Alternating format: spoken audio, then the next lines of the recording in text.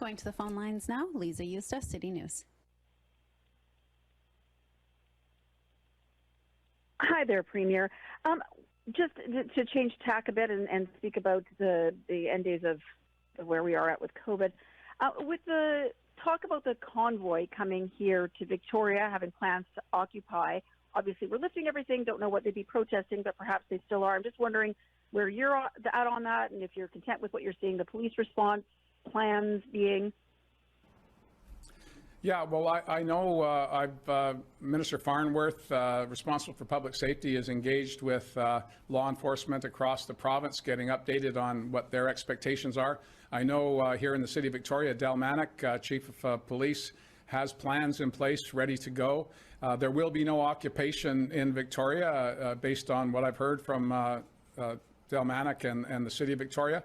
And I would just say to these people, goodness me, get a hobby. Find something else to do with your time. We are removing restrictions at a pace that is consistent with the work we've done for the past 2 years. And 94% of adults in British Columbia are vaccinated. So we are spending an awful lot of time with a small group of people who seem to have nothing better to do with their time but to drive around in circles honking their horns.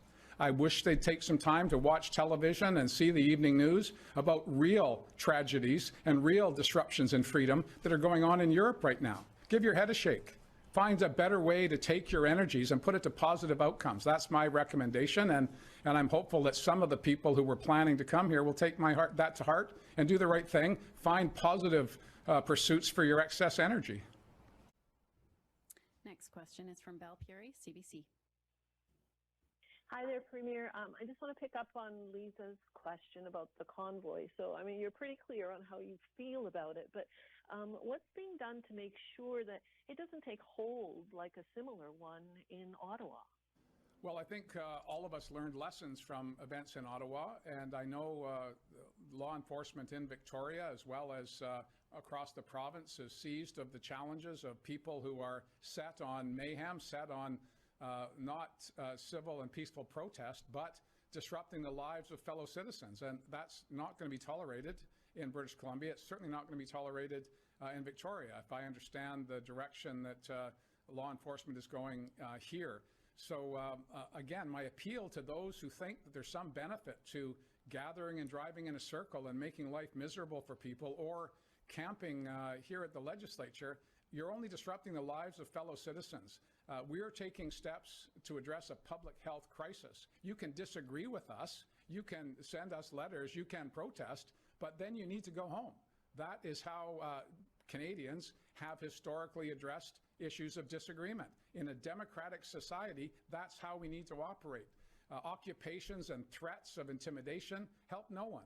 And in fact, it does a disservice to those who have valid points of view, who want to make them in the public square and see if they can get support from their fellow citizens.